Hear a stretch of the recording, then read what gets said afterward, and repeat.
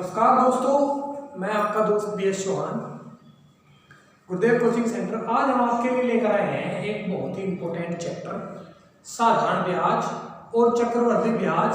हम दोनों आपको साथ साथ पढ़ाएंगे। आज हम आपको बताएंगे कि साधारण ब्याज क्या होता है और चक्रवृद्धि ब्याज क्या होता है, उसमें क्या अंतर है, किस तरह हम उसके क्वेश्चन कर सकते हैं, ये सब आज हम आपको बताएंगे। तो शुरुआत करते हैं आज की वीडियो की। साधारण ब्याज और चक्रवृद्धि ब्याज आज हम आपको पढ़ाएंगे। तो सबसे पहले साधारण ब्याज की अगर हम बात करें, साधारण ब्याज होता क्या है? साधारण ब्याज होता क्या है? तो साधारण ब्याज ऐसा ब्याज जो हर साल बराबर लगता है, यानी कि अगर एक साल 10 रुपए का ब्याज है तो अगले साल भी आपके 10 रुपए और अगले साल भी आपके 10 रुपए। मान लो किसी को हमने 1000 रुपए उधार दिए या किसी से हमने 1000 रुपए उधार लिए, तो उस पर एक साल का ब्याज 100 रुपए है। तो साधारण ब्याज अगर होगा तो अगले साल भी 100 लगेगा, अगले साल भी 100 लगेगा और ऐसे ही 100 लगता चला जाएगा। मतलब कि ऐसा ब्याज जो हर साल बराबर लगता है उसे कहते हैं हम साधारण ब्याज। तो साधारण ब्याज आप समझ गए होंगे जो हर साल जो का तो रहता है। चक्रवृद्धि ब्याज, चक्रवृद्धि ब्याज का मतलब है ब्याज पे ब्याज, यानी कि चक्रवृद्धि का मतलब है ब्याज पे ब्याज। जैसे कि हमने साधारण ब्याज पढ़ा, सिंपल ब्याज पढ़ा। सिंपल ब्याज होता है एक लिमिट में जो हर साल एक मात्रा में दिया जाएगा, यानी कि अगर पहले साल 100 रुपए का साधारण ब्याज है तो अगले साल भी आपको 100 रुपए लगेंगे, उससे अगले साल भी 100 रुपए। ये हो गया आपका साधारण ब्याज। चक्रवृद्धि ब्याज आपका इसका उल्टा है। चक्रवृद्धि ब्याज का मतलब है कि ब्याज पे भी आपको ब्याज देना पड़ेगा। मान लो अगर पहले साल हमने 100 रुपए का ब्याज दिया, मान लिया जैसे कि साधारण ब्याज पहले साल भी 100, अगले साल भी 100, तीसरे साल और चौथे साल ऐसे ही 100 लगता चला जाएगा। पर चक्रवृद्धि ब्याज होता है ब्याज पे ब्याज। अगर आपने पहले साल 100 रुपए का ब्याज दिया तो अगले साल आप 100 रुपए तो दोगे ही दोगे, अगले साल आप 100 रुपए तो ब्याज के दोगे ही, प्लस जो ये ब्याज है इस पे भी आपका ब्याज लगेगा। मान लो अगले साल आपने 100 रुपए तो देने ही देने और इन 100 रुपए पे भी आपका ब्याज लगेगा और इससे अगले साल 100 रुपए भी देने पड़ेंगे और 10 रुपए भी देने पड़ेंगे और इन 10 का जो ब्याज लगेगा वो भी आपको देना पड़ेगा। यानी कि साधारण ब्याज हो गया आपका सिंपल ब्याज जो हर साल बराबर लगता है, और चक्रवृद्धि ब्याज होता है ब्याज पे ब्याज जो आपका हर अगले वर्ष ज्यादा हो जाता है। यानी कि अगर पहले साल 100 होगा तो अगले साल आपका 100 तो होगा ही होगा, जो 100 रुपए पे ब्याज मिलेगा वो होगा और उससे अगले साल 100 भी होगा, 100 रुपए पे जो ब्याज मिला वो भी होगा, जो इस पे ब्याज मिलेगा वो भी होगा। यानी कि जो ब्याज पे ब्याज होता है वो होता है आपका चक्रवृद्धि ब्याज और जो सिंपल ब्याज होता है वो होता है आपका साधारण ब्याज। ये था चक्रवृद्धि ब्याज और साधारण ब्याज में अंतर। ये था आपका चक्रवृद्धि ब्याज और साधारण ब्याज में अंतर। हम दोनों को साथ साथ लेकर चलेंगे और दोनों जिस तरह के क्वेश्चन है सेम जो क्वेश्चन होंगे, किस तरीके से हम और कौन सी गलती आपको नहीं करनी वो हम आपको इस वीडियो में बताएंगे। तो शुरुआत करते हैं आज के क्वेश्चन से। सबसे पहले इसका फॉर्मूला आप देख लो। तो साधारण ब्याज का जो फॉर्मूला है वो है मूलधन गुना दर गुना समय बटे 100 और चक्रवृद्धि ब्याज का जो फॉर्मूला है वो है मिश्र धन माइनस मूलधन। अब बात करेंगे हम मूलधन क्या हो, दर क्या हो, समय क्या हो। तो मूलधन ऐसी राशि जो किसी को दी जाए या किसी से उधार ली जाए उसे हम कहेंगे मूलधन।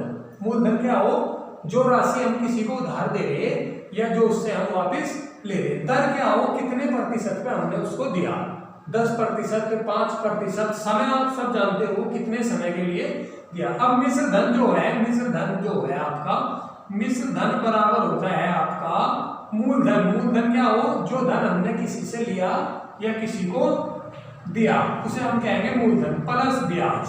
तो मिश्र धन आपका जो है, मिश्र धन का मतलब है मूलधन प्लस ब्याज, इसे हम कहेंगे मिश्र धन। तो शुरुआत करते हैं हम क्वेश्चन। ये थे इनके फॉर्मूले। इसका जो साधारण ब्याज का फॉर्मूला है मूलधन गुना दर गुना समय बटे 100 और चक्रवृद्धि ब्याज का जो फॉर्मूला है वो है चक्रवृद्धि ब्याज बराबर मिश्र धन माइनस मूलधन। मिश्र धन हमने बताया मिश्र धन बराबर हो है मूलधन प्लस ब्याज। तो शुरुआत करते हैं आज के क्वेश्चन की। और पहला जो क्वेश्चन है वो दोनों क्वेश्चन आपके सेम है। तो साधारण ब्याज का कोई क्वेश्चन है, कोई धन साधारण ब्याज से, यहाँ आपका क्या है साधारण ब्याज, और कोई धन चक्रवर्ती ब्याज, यहाँ आपका क्या है चक्रवर्ती ब्याज। कोई धन साधारण ब्याज की दर से 5 साल में 2 गुना हो जाता है। कोई धन साधारण ब्याज की दर से 5 साल में 2 गुना हो जाता है। 4 गुना कितने साल में होगा? तो सबसे पहले हम साधारण ब्याज की ट्रिक आपको सिखाएंगे, इसके बाद चक्रवर्ती ब्याज की भी हम सेम क्वेश्चन की ट्रिक आपको सिखाएंगे। तो सबसे पहले कोई धन साधारण ब्याज की दर से 5 साल में 2 गुना हो गया। तो आप 5 साल में आपका धन कितना हो गया? 5 साल में 2 गुना हो गया। अगर आपसे पूछे कि 3 गुना कितने साल में होगा, अगर आपसे 4 गुने की बजाय 3 गुना पूछे 3 गुना कितने साल में होगा, तो 5 का जो पहाड़ा है, 5 का जो नंबर है उसे आप पढ़ते जाओ। तो 5 दूनी 10, तो 3 गुना जो होगा आपका वो 10 साल में होगा। 3 गुना धन कितने साल में होगा साधारण ब्याज से? 10 साल में। अगर बात करें कि 4 गुना, तो 4 गुना आपका कितने साल में होगा? 15 साल में। अगर बात करता है यहाँ 4 की बजाय 5 गुना, तो 5 गुना आपका कितने साल में होगा? 20 साल में। ऐसे ही अगर बात करता है कि 6 गुना, तो 6 गुना आपका कितने साल में होगा? 25 साल में। यानी कि आप 5 की जो डिजिट है इसका नंबर, इसका पहाड़ा जो पढ़ेंगे 5, 5 दूनी 10, 5 तियो 15, 5 चौक 20, 5 पंजे 25। इसी तरीके से अगर 5 साल में 2 गुना है तो 5 दूनी 10 साल में आपका 3 गुना, 15 साल में आपका 4 गुना, 20 साल में आपका 5 गुना और 25 साल में आपका 6 गुना। ये था साधारण ब्याज की दर से कोई धन 5 साल में 2 गुना हो गया, तो 4 गुना कितने साल में होगा? तो 4 गुना कितने साल में होगा आपका? 15 साल में। मान लो अगर इसी का हम एग्जांपल ले कि कोई धन है साधारण ब्याज, कौन सा ब्याज है? साधारण ब्याज। साधारण ब्याज की दर से 6 साल में 2 गुना हो जाता है। 6 साल में कितना हो गया आपका? 2 गुना। और 5 गुना कितने साल में होगा? तो आपका धन 6 साल में कितना हुआ? 2 गुना। 6 दूनी 12 साल में कितना होगा आपका? 3 गुना। 6 क्यों 18, 18 साल में आपका कितना होगा? 4 गुना। 6 चौक 24, 24 5 और 6 5 गुना है ना, तो 5 गुणे में आपको कितने वर्ष लगेंगे? 24 वर्ष। तो 5 गुणे में आपको कितने वर्ष लगेंगे? 24 वर्ष। अब इसमें एक क्वेश्चन आपका हो है, अगर ये कह रहे हैं कि 6 वर्ष में कोई धन, 6 साल में कोई धन 3 गुना हो जाता है, तो 2 गुना कितने वर्ष में होगा? अब की बार उल्टा कर दिया इसने। अब की बार क्या दिया आपको? 3 गुना दिया और 2 गुना पूछ दिया। इससे पहले क्वेश्चन में क्या था आपका? 2 गुना दिया था और 3 गुना पूछ रहा था। तो इसमें हम क्या करेंगे? तो 6 साल में कितना हो रहा है? 3 गुना। इससे आधा यानी कि 3 साल में कितना होगा आपका? 2 गुना। तो 6 साल में अगर 3 गुना है तो 2 गुना इससे आधे में हो जाएगा, यानी कि कितने में होगा आपका? 2 साल में। ऐसे ही 3 दूनी 6, 3 तिया 9 साल में आपका कितना हो जाएगा? 4 गुना। 3 चौक 12, 12 में कितना हो जाएगा? 5 गुना। अगर ये क्वेश्चन है कि कोई धन साधारण ब्याज की दर से 6 वर्ष में 3 गुना है, तो 2 गुना कितने साल में होगा? 6 का आधा कितना हो गया? 3 साल में उसका 2 गुना हो जाएगा। अगर यहाँ ये क्वेश्चन आ जाए कि 6 साल में 3 गुना है, 6 साल में कितना है? 3 गुना, और 6 गुना कितने वर्ष में होगा? तो ऐसे ही हम 2 गुना कितने में होगा? 3 साल में। 6 गुना कितने में होगा? 6 में 9 गुना, सॉरी 4 गुना कितने में होगा? 9 साल में 5 गुना, और ऐसे ही 6 गुना आपका कितना होगा? 15 साल में। तो 6 गुणे में आपके कितने साल लगेंगे? 15 साल। अगर इसमें कोई क्वेश्चन आ जाए, मान लो कोई धन 8 साल में 3 गुना हो जाता है, 8 साल में कितना हो गया? धन 3 गुना हो जाता है, तो 6 गुना कितने साल में होगा? जब 8 साल में 3 गुना हो गया तो 4 साल में क्या हो जाएगा? 2 गुना। 4 दूनी 8, 4 तियो 12 साल में 4 गुना, 16 में 5, और ऐसे ही 20 साल में क्या गुना हो जाएगा आपका? धन 6 गुना। तो ये थी ट्रिक धन 2 गुना होने की, या धन 3 गुना होने की, या धन 4 गुना होने की। अगर यही सेम क्वेश्चन आपका चक्रवर्ती ब्याज का हो तो आप दूसरी ट्रिक का उसमें प्रयोग करोगे, यानी कि चक्रवर्ती ब्याज में अगर सेम क्वेश्चन आपका आ गया तो आप किस तरीके से इस क्वेश्चन को करोगे। अगर चक्रवर्ती ब्याज में सेम क्वेश्चन आपका होगा तो आप किस तरीके से इस क्वेश्चन को करोगे, वो हम आपको बताएंगे।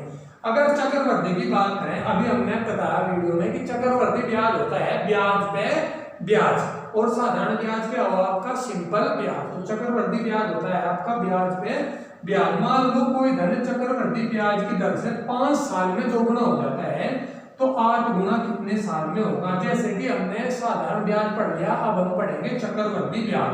तो 5 साल में ये कहानी आपकी सेम रहेगी। 5 दूनी 10, 5 तियो 15, 5 चौक 20, ये कहानी आपकी सेम रहेगी। जो आपका चेंज होगा वो इसमें होगा।